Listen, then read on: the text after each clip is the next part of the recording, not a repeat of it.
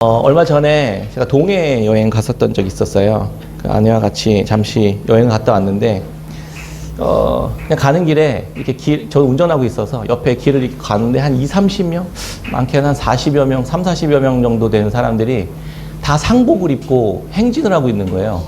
그래서 무슨 행사를 하나? 아니면 요즘 이거 시골이라서 여기 장례를 지르나? 이렇게 자세히 봤더니 맨 앞에 이만한 뿔라파를 맨 사람이 앞에 가고 큰 현수막을 하나 같이 메고 가는데 이렇게 봤더니 차로 훅 지나가냐고 잘 못 봤는데 사진 찍어 놓을 걸 진짜 계속 안타까워 했었는데 7번째 나팔 재앙이 곧 불게 될 텐데 임박한 진노가 있으니 회개하고 돌이키라고 이제 그런 이제 퍼포먼스 아니면 전도 뭐 그런 일들을 하더라고요. 그래서 하나님 이 계시록의 말씀대로 따라 순종하지 않으면 당신들은 엄청난 진노와 심판을 받게 될 것이다. 이런 내용이었습니다. 시한부 종말론을 믿는 사람들이었던 거죠. 요한계시록에 나오는 7번째 나팔이 불려지게 되면 이제 종말이 오게 될 텐데 그냥 회개하고 돌이키지 않으면 당신들은 엄청난 꺼지지 않는 불못에 던져지고 고통 가운데 버려지게 될 것이라는 두려움과 공포를 전하고 있었습니다. 무적행에서 나온 황충이 전갈과 같은 독이 있어서 당신들에게 이렇게 독을 쏴서 고통받게 하고 죽고 싶어도 못 죽는 그런 상황 가운데 처하게 되고 심판의 말을 탄 자들이 그 지옥불에서 연기와 유황으로 나와서 죽임을 당하게 될 것이다. 이렇게 말합니다. 계시록에 있는 이야기들이긴 합니다. 그런데 그것들이 이제 이렇게 잘 짜집게 돼서 전해지는 것이죠. 사실 종말론을 왜곡되게 배워서 잘못 알고 있는 분들의 주장을 보면 결국 예수님의 말씀을 잘 믿고 따라라 이런 게 결론이긴 하더라고요. 어떤 면에서는요. 얼핏 들으면 옳은 말인 것 같이 들립니다. 그러나 예수 그리스도께서 친히 십자가를 지심으로 우리에게 베푸신 그 복음의 은혜와 사랑과 감격과 그 구원의 메시지가 사라져버리고 심판만 남고 두려움만 남게 되는 이상한 결과를 맞게 됩니다. 우리에게 주시는 공의와 은혜와 긍휼과 사랑은 온데간데 없어지고 하나님의 진노와 심판만이 남는 이상한 복음이 되어버리는 것이죠. 이단인 하나님의 교회도 1988년, 94년, 99년, 12년 뭐 계속해서 언제 종말이 온다 뭐 이러면서 계속 주장하다가 틀렸는데도 여전히 많은 사람들이 그 일들에 그들이 이야기하는 그 교리에 빠져들어가 삶을 망가뜨려지고 가고 있습니다. 요즘에 우크라이나 러시아 전쟁이 계속 진행 중이고 기후위기로 인한 여러 가지 산불들 또 가뭄에 홍수에 이스라엘 팔레스타인 전쟁까지 이제 시작되어서 정말 사람들의 마음이 이제 곧 또 5차 중동 전쟁으로 번지는 거 아니냐 그런 우려가 전 세계적으로 확산되고 있습니다. 소위 전문가들이라고 하는 사람들의 말에 따르면 이 중동 전쟁이 요번에 또 벌어지게 되면 5차 중동 전쟁이 벌어지게 될 텐데 그렇게 되면 이번에는 아마겟돈 전쟁이 될 것이다. 이런 이야기들이 뉴스 기사에서도 이제 많이 나오기 시작합니다. 5차 아마겟돈 전쟁은 요한계시록에 지금 우리가 배우고 있잖아요. 공부하고 있잖아요. 인재앙, 나팔재앙, 그리고 마지막에 대접재앙이 벌어지게 될 텐데 대접재앙이 이 7번째 재앙이 이제 내려지게 되면 이제 끝이 오는 것이거든요. 근데 바로 6번째 재앙이 내려졌을 때, 대접 재앙에 6번째 재앙이 내려졌을 때 나오는 단어거든요. 마지막에 이제 아마겟돈 전쟁이 일어나게 될 것이다. 이렇게 온 이제 사탄이 다, 쫄개들을 다 모아서 마지막 최후의 전쟁을 하게 되는데, 그런 전쟁이 될 것이다. 뭐 이렇게 사람들이 이야기 하더라고요. 사실 요한계시록도 잘 모르면서 아마겟돈 전쟁을 그렇게 언급하는 것은 조금 적절하지 않아 보이는데, 아무튼 그렇게 이야기 하더라고요. 우리들의 그래서 마음이 많이 불안하고 많이 두렵고 또 불편합니다. 그럼에도 이 전쟁이 예사롭지는 않습니다. 중동 국가들과 서방 국가들이 이스라엘과 이 팔레스타인 뒤에 있기 때문에 같이 이제 이 전쟁에 참전하게 되면은 확전되게 될 것이고 또 다시 세계대전으로 발발하는 거 아니냐 이런 우려들도 굉장히 많이 있습니다. 요즘에 그래서 제가 좀 전쟁이 터지고 난 뒤에 마음이 많이 무겁습니다. 그냥 편안하게 맛있는 밥을 먹을 때에도 내가 편안하게 안전하게 이렇게 보호함을 받고 그냥 일상을 살아갈 때에도 기사에 나오는 그들의 탄식과 그 눈물과 그 호소들이 계속 마음에 걸리더라고요.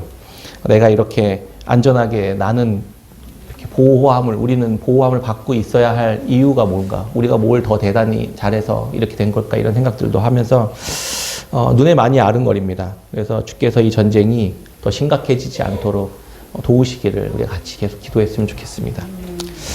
네. 코로나의 경제 위기까지 이런 난리와 소문이 사람들의 마음에는 무의식 중에 두려움과 불안함들을 계속 심어주게 시작합니다. 이런 혼란한 틈을 타서 마귀들과 사탄은 이단 사이비들과 거짓 선지자들의 입을 통해서 계속해서 사람들을 미혹하게 하려고 합니다. 사람들을 미혹해서 복음이라는 이름으로 착취하고 사람들을 빼앗아가고, 안 그래도 힘들고 어려운 이들의 삶을 계속 파괴하는 삶으로 끌고 가는 악하고 더러운 짓을 많이 합니다. 깨어 있어야 한다는 말이 이런 말인 것 같습니다. 이게 저희 집 앞에서 아이들이 가져온 전단입니다. 딱 2분만 시간을 내주십시오. 이렇게 하면서. 이거 보셨나요? 이거 보신 분 계세요? 없어요? 계기일식과 블러드문을 가지고 복음을 전하는 전도지입니다. 지저스 2027이라는 말로, 사실 무슨 단체인지 조직인지도 뭐 어딘지도 모르는 단체인데, 내용은 그래요. 2020년 4월부터 2027년 10월 사이에 중간 날짜인 2024년 뭐 언제야? 1월 10일을 기점으로 양쪽의 날이 이렇게 대칭이 된다. 그러면서 뭐 대칭이 되니까 이게 뭐 아무튼 이상해요. 한참 봤어요. 제가 이거 이해가 안 돼가지고.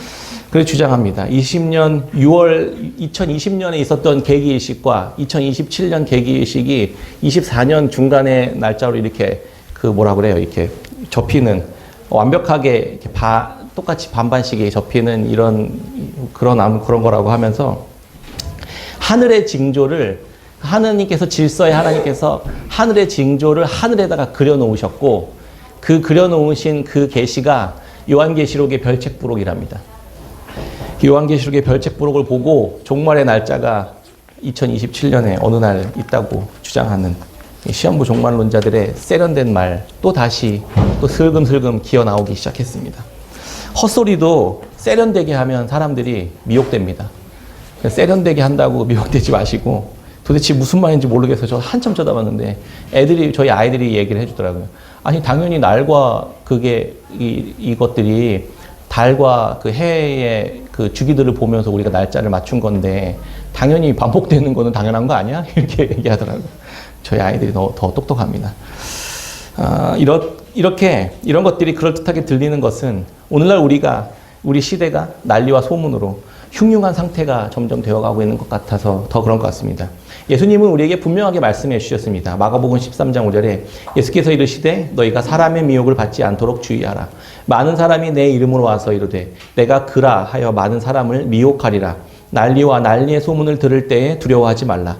이런 일이 있어야 하되 아직 끝은 아니니라. 민족이 민족을, 나라가 나라를 대적하여 일어나겠고 곳곳에 지진이 있으며 기근이 있으리니 이는 재난의 시작이니라. 민족이 민족을, 나라가 나라를 대적하여 일어나겠고 곳곳에 지진이 있으며 기근이 있으리니 이는 재난의 시작이니라. 형제가 형제를, 아버지가 자식을 죽는 데에 내어주며 자식들이 부모를 대적하여 죽게 하리라. 또 너희가 내 이름으로 말미암아 모든 사람에게 미움을 받을 것이나 끝까지 견디는 자는 구원을 받으리라. 아멘. 예수님은 담담한 어조로 우리에게 말씀해 주셨습니다. 이런 재난들이 있을 것인데 두려워하지 마. 이게 끝이 아니야. 이게 시작이야. 이렇게 말씀해 주셨습니다. 내 이름을 믿음으로 끝까지 견디는 자들은 선하고 순결하고 온유하고 겸손하고 친절하게 살아가는 그 본을 보이신 예수 그리스도의 그 어린 양의 길을 견디며 살아가라고 말씀하신 것입니다. 이렇게 흉흉할 때에도요. 두려워하지 말고 다른 것 찾지 말고 어린 양의 길을 걸어오라고 주님 우리에게 분명하게 말씀해 주셨습니다. 게다가 거짓 선지자들, 교사들은 자신들이 막 신비로운 계시를 받았다. 계기일식 연구해서 요한계시록의 부록을 발견했다. 이렇게 주장하면서 주님 오실 날을 내가 알아냈다. 이렇게 이야기합니다. 이런 사이비 헛소리에 미혹되는 사람들이 너무 많다는 것은 너무나도 안타까운 일이 아닐 수 없습니다. 이들은 예수님을 믿어야 한다고는 말해요. 이거 뒤에 보면요. 회개하십시오 이러면서 예수 그리스도를 영접 기도문도 있고 막 그래요. 똑같아요. 뒷부분에 보면. 그런데 제가 생각해 봤어요. 예수님을 이런 식으로 요한계시록의 별책부록으로 알고 있는 이들이 전하는 예수님은 어떤 예수님이시겠습니까? 성경에 나오는 예수 그리스도는 아닐 가능성이 굉장히 큽니다. 자기들이 만들어낸, 인간적으로 생각해낸 예수님일 가능성이 너무나도 큽니다. 그러니 당연히 미혹되는 거짓 선지자들이겠죠. 똑같습니다, 다. 그런데 딱 하나만 다른 게 이단이잖아요. 미혹되면 안 됩니다. 하나님의 말씀으로 예수님이 어떤 분이신지, 하나님이 어떤 분이신지를 분명히 알아가는 것이 너무나도 중요한 것이라는 것을 우리 다시 한번 깨달아야만 합니다.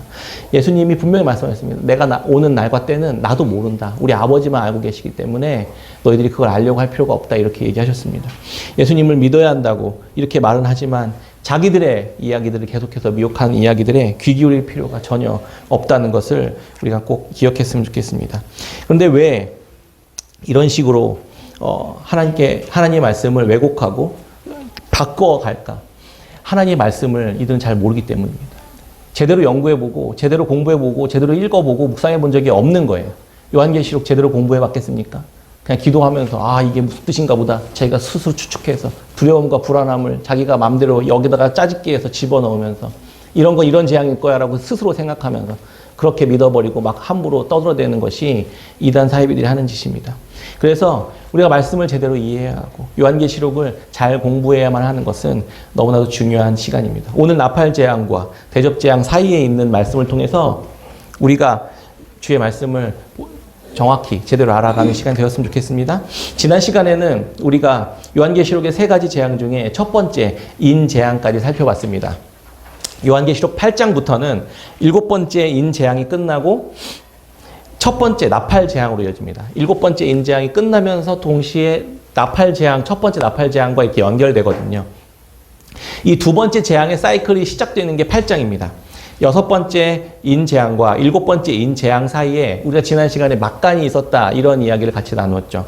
그래서 7장의 막간은 교회의 안전에 대한 이야기다라고 우리가 함께 배웠습니다. 인재앙이 하나 둘 시작하면서 국제적인 전쟁들이 일어나고 내분이 일어나고 그래서 경제적으로 어려움을 당하고 사람들이 죽어가는 이 첫 번째, 두 번째, 세 번째, 네 번째 재앙들이 있었다 이런 말씀을 드렸죠. 그리고 우리는 그런 극심한 환난과 고통과 재앙들이 쏟아지는 가운데 교회는 뭘 해야 되는가라고 했을 때 이 5번째 재앙 안에서 우리가 많은 힌트를 얻었습니다. 하나님이 그들을 포로로 보내기도 하고 그들을 로마의 제국의 폭제 안에 내버려 두시기도 하면서 뭘 하고 계시는 거냐? 그들이 지금 속죄제를 대신 드리고 있는 것이다. 이런 이야기를 같이 나누었죠. 그들이 포로로 끌려간 그 자리에 하나님이 예루살렘 성전뿐만이 아니라 하나님이 예수 그리스도와 함께 성전이 되셔서 그들 위에 장막을 치시고 그들 위에 보좌에 앉으셔서 그들을 지금 제물로 받고 계신다는 이야기를 함께 나누었습니다. 그들의 어린 양됨의 그 희생과 순종이 이 로마의 군사들, 이 바벨론의 이 사람들이 이들을 함부로 착취하고 고통스럽게 하고 죽이고 할 때 그 죽이는 그 모습들이 그들을 대신해서 죽어가는 어린 양의 모습이었다. 그것이 우리가 지금 이 땅을 아까운 데서 살아가는 말씀 따라 살아가는 이 어린 양 됨의 삶을 따라가는 이들의 삶의 모습이다. 라고 그런 이야기를 같이 나눴습니다. 하나님은 놀랍게도 우리가 포로로 끌려가고 고통과 압제 가운데 죽임을 당하는 그 모습이 우리를 버린 것이 아니라 하나님께서 지금 이방인들, 하나님을 알지 못한 이들에게 우리를 통해 복음을 전하고 계신다는 사실들을 우리에게 알려주셨습니다. 그럼에도 불구하고 여전히 교회는 안전하게 보호함을 받을 것이다 라고 우리에게 말씀해주고 있는 것입니다. 요한계시록은 그런 이야기를 우리에게 해주고 있는 겁니다. 예수 그리스도의 삶을 믿고 따라와 끝까지 이기고 승리하는 그 믿음의 삶을 살아간다면 너희들이 하나님의 보호함을 받는 그 하나님의 성전 안에 있는 하나님의 장막 안에 있는 자들로 살아가고 있는 중이야 라고 우리에게 지금 안심시켜주고 있는 것입니다. 우리에게 두려움과 공포와 다른 무언가를 쫓아가도록 하는 것이 아니라 예수 그리스도의 어린 양을 따라가도록 하는 그 말씀을 요한계시록에서도 지금 하고 있다는 것을 우리에게 말씀해 주셨습니다. 우리는 그 사실을 꼭 기억해야만 합니다. 이제 나팔 재앙으로 이어집니다. 7번째 인을 떼실 때에 7 천사가 하나님으로부터 7개 나팔을 받습니다. 8장부터 나팔 재앙이 시작되는데요. 첫 번째 천사가 나팔을 붑니다. 피 섞인 우박과 불이 함께 떨어집니다. 그래서 땅의 3분의 1이 그냥 계속 타버리고 풀과 수목의 3분의 1이 타버립니다. 나팔 재앙도 인 재앙과 마찬가지로 모두 진멸하는 심판이 아니라는 것을 알 수 있죠. 3분의 1에만 지금 해를 가하고 있는 것을 알 수 있습니다.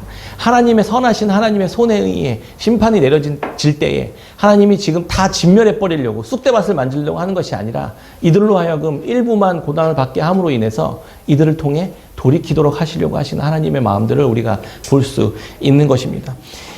이 의미심장한 것은, 이 나팔 재앙이 굉장히 의미심장한 것은 학자들은 이구동성으로 말합니다. 이 나팔 재앙은 그 모세가 이스라엘 백성들을 출애굽할 때 그 애굽에 내렸던 10가지 재앙을 모티브로 가지고 온다, 이런 이야기들을 합니다. 그러니까 이 나팔 재앙을 통해서 그 출애굽할 때에 이스라엘 백성들을 출애굽시키기 위한 하나님의 마음들을 볼 수 있는 것이죠. 그러기 위해서는 이 모세 출애굽할 때 10가지 재앙 내려졌던 그 말씀의 본문으로 돌아가서 그 본문이 말하고자 하는 바를 이해할 수 있다면 이 나팔 재앙의 의미를 제대로 이해할 수 있게 되는 것이죠. 모세를 통해서 애굽 왕 바로에게 내린 10가지 재앙을 떠올리게 한다고 한다면 우리는 뭘 깨달을 수 있을까요? 이 10가지 재앙을 내리시는 이유가 뭘까요? 애굽을 완전히 쑥대밭 만들어가지고 진멸해 버리려고 하는, 끝내버리려고 하는 의도였을까요? 그게 아니잖아요.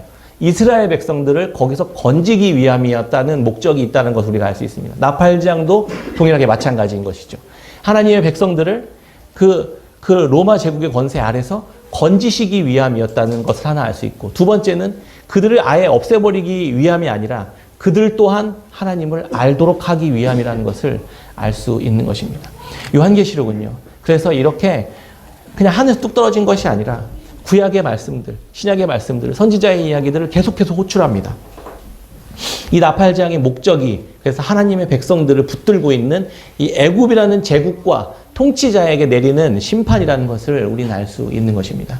그래서 나팔 재앙은 이 마지막 종말의 때에 종말론적 출애굽을 우리에게 말해준다는 것을 우리는 생각해 볼 수 있습니다.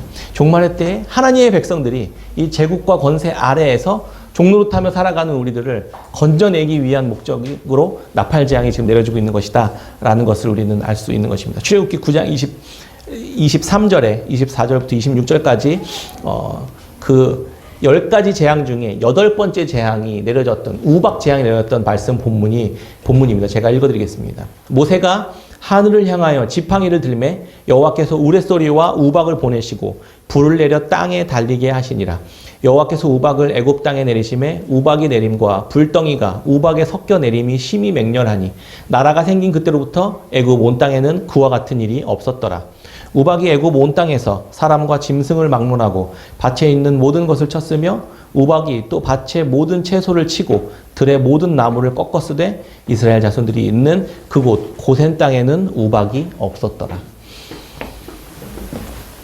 이 요한계시록 8장의 이야기가 동일하게 아주 비슷한 장면들이 지금 기록되고 있는 것을 우리 볼 수 있습니다. 우박과 불이 떨어져 짐승과 사람들 위에 떨어지고 밭의 모든 채소들이 다, 나무들이 파괴됐습니다. 마치 로켓포로 융단 폭격을 만든 것처럼 아주 그 땅이 황폐해졌습니다. 그 제국이라는 것은 그들이 그 기술을 발전시키고 그들이 연구하고 발전시켜서 만든 그 어마어마한 이 시스템들이 한순간에 붕괴되어지는 것들을 볼 수 있는 것이죠. 그런데 놀라운 것은 이스라엘 백성들이 살고 있었던 고센 땅에는 우박이 내리지 않았더라, 이런 말씀이 있습니다. 하나님께서 보호하신 것이지만 저는 이 말씀을 읽으면서 왜 이들에게는 우박이 내리지 않았을까 생각해 봤습니다. 이들은 10가지 재앙의 특징이 그때 당시에 우상으로 섬기고 있었던, 그 제국이 우상으로 섬기고 있었던 것들이 하나씩 깨어지는 과정이거든요. 이들이 그토록 중요하게 떠받들고 있었던 것들, 하나님처럼 여기고 있었던 것들, 의지하고 있었던 것들이 붕괴되는 겁니다. 그러면 오늘날 우리들이 중요하게 여기고 있는 것은 무엇인가 생각해 볼 수 있는 것이죠. 제국에 기대어서 편리함과 그 발전된 기술과 이런 것들, 또 놀라운 이 금융 자산들과 이런 것들이 있을 수 있지 않을까 생각해 봤습니다.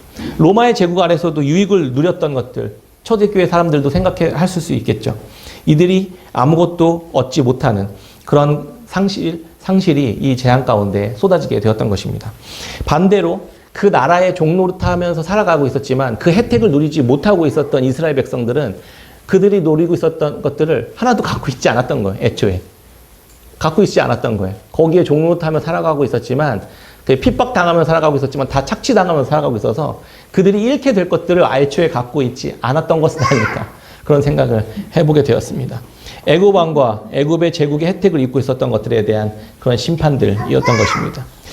그것들이 의지하고 신처럼 떠봤던 것들이 모두 불과 우박에 사라진 것입니다.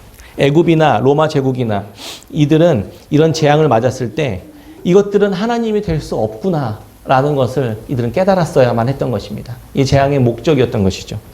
두 번째 천사가 나팔을 붑니다. 이번에는 바다에 이 심판이 임합니다. 바다의 3분의 1이 파괴되고 그다음에 거기서 나오는 생명들이 3분의 1이 죽습니다. 그리고 거기에 떠있던 배들이 3분의 1이 파괴됩니다. 이들의 중요한 산업들이 파괴되고 있는 것이죠. 10가지 재앙 중에 첫 번째 피재앙이 나일강의 고기를 썩어지고 악취가 나서 죽고 있었다. 그들이 바다 물을 통해 얻고 있었던 그 유익들이 하나 둘씩 파괴되어 가고 있었던 것입니다. 그것들을 의지하고 있었던 것, 의존하고 있었던 것들이 하나 둘씩 사라지는 것이죠. 세 번째 첫사가 나팔을 붑니다. 타는 큰 별이 하늘에서 강의 3분의 1과 샘에 떨어졌다. 그 물의 근원까지 이제는 이제 해를 입게 되는 것이죠. 사람들이 죽게 됩니다. 이스라엘 백성들이 또 마라의 쓴물 먹었던 그 장면이 또 생각나죠. 전부 3분의 1만 파괴됩니다. 완전히 파괴되는 것이 아니에요. 네 번째 천사가 나팔을 불고 해와 달과 별 3분의 1이 빛을 잃게 됩니다. 애굽에서 하나님처럼 숭배했었던 그 해의 우상들, 해를 우상으로 삼고 있었던 것들, 달을 우상으로 삼고 있었던 것들도 이제 파괴되고 붕괴될 것이다라는 것을 말해줍니다. 특이한 것은 하나님의 백성들을 괴롭히는 대적들이 이렇게 심판을 받고 있는데 3분의 1만 계속 피해를 받고 있죠. 3분의 1만. 이것들이 경고라는 것을 우리는 알 수 있는 것이죠. 그리고 나서 바로 독수리가 한 마리 등장하는데요. 경고 방송을 합니다. 화로다. 이런 말씀을 합니다. 이제 곧 또 아직 새 천사가 불어야 할 나팔이 아직 남아있다. 이렇게 경고 방송이 나옵니다. 독수리가 돌아다니면서 경고 방송을 하는 것이죠. 첫째 인재앙 때도 세상을 향한 하나님의 그 베푸신 은혜, 그 사랑이 둘째 나팔 재앙에도 여전히 남아있다는 것을 우리는 발견할 수 있는 것이죠. 애굽과 바벨론과 로마 제국을 향해 재앙을 내리시면서 하나님은 경고하고 계시는 것입니다. 너희들도 돌이키라고. 그들로 하여금 내 백성을 붙잡고 있었던, 유혹하고 미혹하고 있었던 내 백성들을 놓아주면서 동시에 너희들도 돌이키라고 하나님은 경고하고 계셨던 것입니다. 늘 그렇지만 이런 어려움과 괴로움 가운데 있어도 사람들은 하나님을 찾지 않습니다. 아무리 이런 끔찍한 심판을 당해도 내가 가지고 있었던 모든 안전한 그런 모든 것들이 융단 폭격을 맞고 다 상실되는 상황 가운데 놓여진다 하더라도 사람들의 완악함은 하나님을 찾지 않는다는 데 있는 것 같습니다. 다섯째 천사가 나팔을 붑니다. 하늘에서 떨어진 별 하나가 무저갱의 열쇠를 받아서 문을 엽니다. 그곳에서 연기가 나오고 하늘과 해를 가리게 되었다. 이렇게 기록하고 있습니다. 거기서 황충이 나오는데 그들이 그 황충이 권세를 받습니다. 땅의 풀과 수목은 건드리지 말아라. 그걸 해하지 말아라. 황충이 그 메뚜기 같은 거잖아요. 근데 풀은 먹지 말라고 하고 오직 이마에 하나님의 인침을 받은 사람만 해하라고 이렇게 이야기합니다. 거꾸로요. 하나님의 인침, 믿음의 사람들만 괴롭게 하라고 또 이렇게 명령을 받습니다. 웃기죠? 이상하죠? 인재앙 때 6번째 재앙 이후에 네 천사가 땅의 모퉁이를 이렇게 가로막고 하나님의 그 바람이 불지 못하도록 세상에 그 진노가 임하지 못하도록 네 천사를 보내셔서 막습니다. 근데 왜 막고 있냐면 하나님의 백성들에게는 이마에 인을 쳐야 되기 때문에 그들에게 내 백성이라고 이렇게 인을 쳐야 되는 시간들이 필요해서 천사들을 가로막고 있었거든요. 근데 이제 인을 다 친 거죠. 이제 하나님의 백성들이 다 인을 받은 것입니다. 그리고 나서 이 인 받은 사람들에게 이제 황충으로 하여금 고통을 받도록 이제 하나님께서 허락하십니다. 잠시요. 그런데 그 기간이 5달 동안만 딱 권세를 받습니다. 그러니까 하나님께서 이렇게 테두리 쳐놓으신 테두리 안에서만 활동할 수 있다는 것을 계속 우리는 볼 수 있는 것입니다. 우리가 고난을 받고 고통을 받고 해를 입는다 하더라도 하나님께서 허락하신 기간 동안에서만 해를 받는다는 것을 우리는 기억했으면 좋겠습니다. 때가 정해져 있습니다. 근데 이때 많은 사람들이 괴롭게 함을 받습니다. 정갈의 독에 쏘여서 괴롭게 되는 것처럼 차라리 죽었으면 좋겠다라는 그런 생각이 들 만큼 힘든 시간들을 통과합니다. 그러나 이들이 죽임을 당하지 않는다는 것을 성경은 계속해서 말해주고 있습니다. 6번째 천사가 나팔을 또 붑니다. 땅에 내 모퉁이를 아까 붙들고 있었던 천사들이 이제 나타나서 이제 사람 3분의 1들을 해합니다. 천사가 이끄는 마병이 불과 연기와 유황으로 사람들을 이제 해칩니다. 왜 이렇게 끔찍한 심판이 계속해서 내려지는 것일까요? 왜 또 일부만 해를 받게 될까요? 하나님의 백성들은 그 해함에서 보호함을 받을 것이라는 것을 알려주기 위해서이고 동시에 아까도 말씀드렸지만 그들을 붙잡고 있었던 권세들, 세상의 권세들은 돌이키도록 하기 위한 하나님의 목적이 있습니다. 인재앙과 마찬가지로 나팔재앙도 그들이 의지하던 우상들이었던 것이죠. 능력들, 권세들, 힘들 이런 것들을 다 내려놓고 하나님만이 참 하나님이시라고 돌아오도록 하나님께서 계속 말씀하시고 있는 것입니다. 애굽의 바로는 어땠습니까?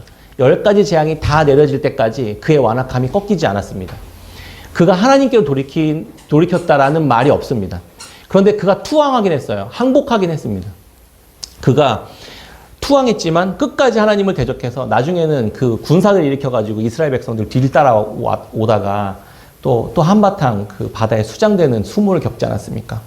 이렇게 오늘날 우리에게도 종말의 때에 하나님의 그 세속에서 건짐을 받아야 할 이 종말의 출애굽을 우리로 하여금 생각해 보게 하는 것이죠. 우리는 출애굽하게 될 것입니다. 우리가 출애굽하기 위해서는 우리가 출애굽하기 위해서는 우리를 붙잡고 있는 이 세상, 이 권세들이 심판을 받아야만 우리가 출애굽할 수 있게 되는 것이잖아요. 그들이 손을 놔야, 우리를 붙잡고 있는 손을 놔야 우리가 출애굽할 수 있기 때문에 그들에게 재앙이 계속해서 떨어지고 있었던 것입니다. 그러나 애굽의 바로처럼 세상의 제국과 이런 능력과 권세는 그들을 하나님처럼 믿고 따르는 그런 이들은 끝까지 돌이키질 않습니다. 나팔 재앙 이후에 이제 대접 재앙이 또 이어지거든요. 그때도 지금 이제 목요일 날 우리가 기도회 때도 계속 묵상했지만 대접 재앙이 또 계속 내려지는데도 이들에겐 반복적으로 보이는 태도들이 있습니다. 이들이 회개하지 않았더라. 이들이 하나님께 돌이키지 않았더라. 이런 말들이 계속 반복됩니다. 요한계시록 16장 9절, 16장 11절, 21절에 다 그런 이야기를 합니다. 오히려 하나님을 이런 고통을 받으면서도 하나님을 비방합니다. 하나님을 막 욕하고 저주합니다. 그리고 하나님께 회개하지 않았더라. 이렇게 기록합니다. 11절 한 절만 제가 읽어드릴게요. 16장 11절입니다. 아픈 것과 종기로 말미암아 하늘의 하나님을 비방하고 그들의 행위를 회개하지 아니하더라. 7번씩 3번의 재앙이 쏟아져도 끝까지 회개하지 않고 돌이키지 않았더라. 세상에 보였던 반응이었던 것입니다. 어떻게 보면 이 재앙은 하나님께서 마지막으로 주시는 하나님의 은혜의 선물이었음에도 이들은 받아들이지 않았던 것입니다. 항복은 합니다. 항복은 해요. 그래서 그 애굽의 바로 왕이 항복했잖아요. 그래서 이스라엘 백성 놔줬잖아요. 그런데 하나님께로 돌아오진 않습니다. 회개하진 않는 것이죠. 완고함과 완악함이 그 어떤 재앙 앞에서도 깨어지지 않는 것. 이런 태도와 모습들이 사실 우리에겐 있지 않을까? 왜 하나님께서 이스라엘 백성들에게도 간간히, 하나님의 백성들이 간간히 이 재앙을 겪게 하시는지, 왜 5달 동안, 왜 3년 반 동안, 1260일 동안 계속해서 진노와 심판을 받게 하시는지 생각해 볼 때, 우리의 모습 안에도 이러한 모습들이 깨어져야 하는 것들이 있지 않을까 하는 생각들을 꼭 해봐야만 한다는 것입니다. 하나님 앞에서, 말씀 앞에서 우리가 한번 돌아봤으면 좋겠습니다. 7 나팔 재앙은 하나님의 백성들을 세상에, 그래서 제국의 권세 아래에서 출애굽하기 위한 하나님의 목적이 담겨진 재앙이다라는 것을 우리는 살펴보았습니다. 그러나 여기에도 하나님의 은혜가 긍휼 중에도, 진노 중에도 하나님께서 긍휼을 잊지 않으시는 분이시라는 사실들을 우리에게 요한계시록에서도 보여주고 있는 것입니다.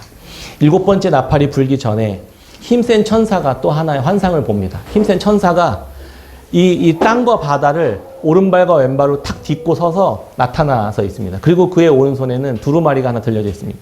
사도 요한은 그 모습을 보면서 가까이 가서 그 두루마리를 받으라고 말씀을 듣습니다. 그래서 가서 받으려고 딱 하니까 이 천사가 받지 말고 그냥 갖고만 있지 말고 먹으라고 이렇게 말하거든요.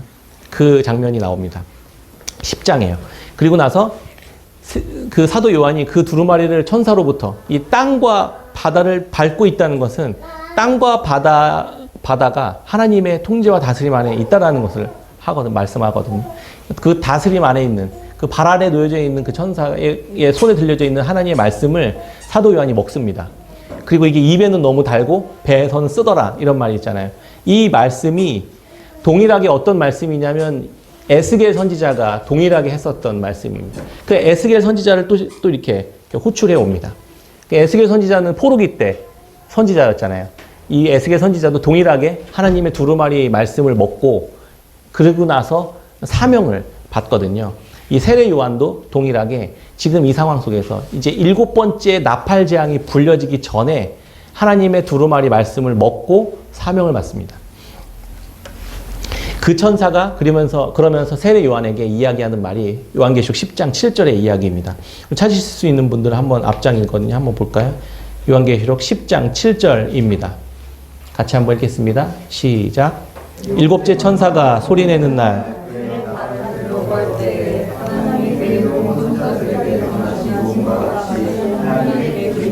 이루어지리라 하더라. 아멘. 이 7번째 나팔이 불려진다는 것은 이제 최후의 종말의 심판이 온다는 뜻이 아니라 분명히 기록되어 있잖아요. 선지자들에게 전하신 복음과 같이 하나님의 그 비밀이 이루어질 것이다 라고 말한 것입니다. 하나님의 복음이 전해지게 될 것이고 선지자들이 행했던 일들을 세례 요한 너가 하게 될 거야 라고 지금 사명을 부여하고 있었다는 겁니다. 나팔 재앙이 곧 불게 되고 진노와 심판이 와서 휴거가 되고 무서운 짐승들이 괴롭게 하는 일들이 일어나서 사람들을 두렵게 하겠다는 것이 아니라 그는 잘못 알고 있는 것이죠. 이 재앙의 목적은 분명하게 그의 종 선지자들에게 전하신 복음과 같이 하나님의 비밀이 곧 이루어지게 될 것이다 라고 말했던 겁니다. 그 하나님의 비밀은 뭘까요? 선지자들에게 전하신 복음은 뭘까요? 그게 바로 오늘 본문의 이야기입니다. 하나님의 비밀이 요한계시록에 부록을 하늘의 비밀을 이렇게 써서 이렇게 발견하겠다. 이쪽 어쩌고 이런 말이 아닙니다. 선지자들에게 전하신 복음, 하나님의 비밀, 곧 예수 그리스도의 십자가의 은혜가 다시 한번 선포될 것이다 라는 말씀을 하고 있는 것입니다. 세례 요한을 통해서요. 그리고 교회를 통해서요. 그들이 하나님의 두루마리의 말씀을 먹게 되고 여러분들이 하나님의 말씀을 몸으로 입으로 먹게 되고 그 말씀이 나의 것이 되고 육신이 되어 이 땅에 오신 예수 그리스도를 따라 우리가 말씀을 우리의 몸에 뱃속에 집어넣고 우리를 학대하고 우리를 죽이려고 하는 그 권세자들 앞에 서게 될 것이다 라는 말씀을 하고 있었던 겁니다. 10장 11절입니다. 그가 내게 말하기를 내가 많은 백성과 나라와 방언과 임금에게 다시 예언하여야 하리라 하더라. 아멘. 이 세례 요한은 이제 이 비밀의 말씀을 보고 이제 완전히 세상을 끝내버리고 하나님이 이제 우리를 휴거시켜가지고 들려가지고 천국으로 데리고 가겠구나라고 생각한 게 아니라 사명을 받았다는 겁니다. 다시 예수 그리스도의 삶을, 십자가의 삶을 말씀으로 내 몸에 채워서 나를 죽이고 학대하는 왕과 임금과 백성과 나라와 방언 가운데로 보내짐을 받겠구나. 다시 가서 선포하라고 하시는구나. 은혜의 해 가운데 다시 돌아오도록 하려고 하시는구나 라는 것을 알게 되었다는 겁니다. 이게 7번째 나팔 재앙이 일어나기 전에 일어났던 일이라는 것입니다. 그러면 교회들은 이 일을 보면서 무슨 생각을 했을까요? 우리가 이 일들을 감당해야 되는구나 라는 생각을 했다는 것입니다. 그래서 바로 오늘 본문 말씀 11장이 이어지는 것입니다. 두 증인이 등장합니다.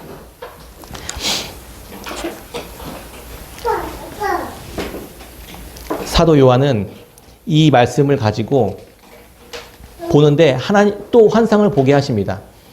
하나님은 지팡이 같은 갈대를 주면서 성전과 제단과 그 안에서 경배하는 자들을 측량하라고 말씀하십니다.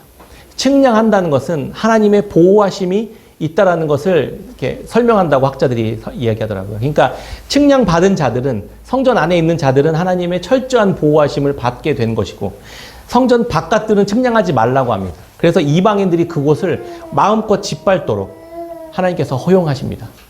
그게 딱 1260일 동안만 하나님께서 짓밟도록 허락하신다는 말씀을 하십니다.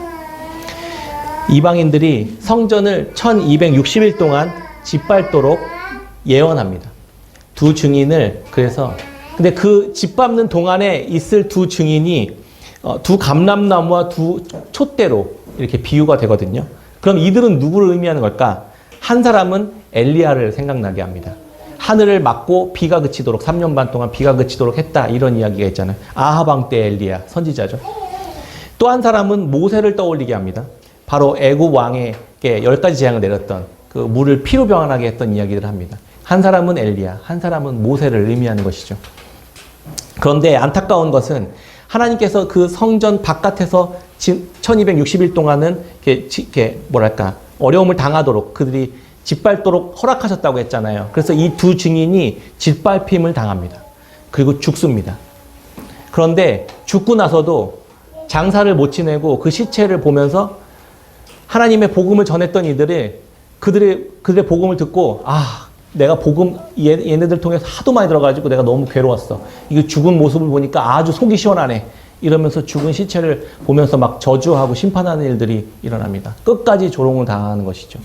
그리고 나서 예수님께서 부활하신 장면을 기록합니다. 하나님께서 이들에게 생기를 불어넣어 주시고 이들을 다시 일으킵니다. 그리고 이때 휴거가 일어나요. 하늘로 이들이 들림을 받고 그리고 하나님의 나라에 들어가게 되는 것을 보여줍니다. 이제 사명을 받고 한 번 더 기회를 줍니다. 교회를 통해서요. 엘리야와 모세의 역할들을 지금 이 사도 요한이 하고 있는 것이고 사도 요한과 함께 교회 공동체가 이 일들을 하나님으로부터 부여받는 사명을 부여받습니다.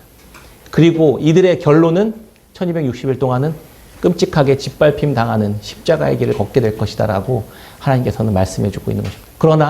그러나 그렇게 끝나는 것이 아니라 1260일 동안만 하나님이 정하신 기간 동안만 그렇게 할 것이다 라고 하나님께서 말씀하시고 그들에게 생기를 불어넣으시고 그들을 부활하셔서 영원한 생명 가운데로 인도하게 하실 것이다 라는 확신을 갖게 합니다. 놀라운 것은 이 일을 통해서 유일하게 사람들이 부활하고 승천하는 모습을 통해서 유일하게 하나님께 영광을 돌리고 회개하는 일들이 일어나게 될 것이다 라고 요한계시록에서는 유일하게 이 본문에서만 이 일들을 기록합니다.